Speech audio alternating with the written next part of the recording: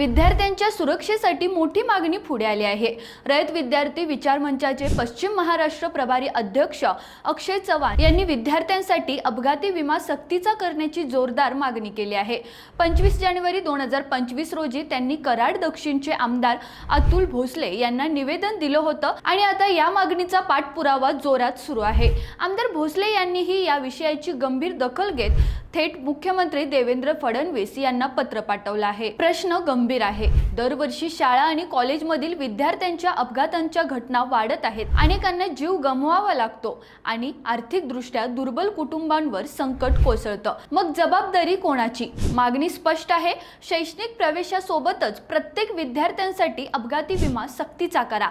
या मुद्द्यावर हिवाळी अधिवेशनात आवाज उठवण्याचं आश्वासन देण्यात आलं आहे। पालक आणि विद्यार्थी वर्गातून या मागणीला मोठा पाठिंबा मिळतोय। आता सगळ्यांची नजर सरकारच्या निर्णयाकडे। विद्यार्थ्यांच्या सुरक्षेसाठी विमा योजना कधी लागू होणार असा प्रश्न उपस्थित होतोय।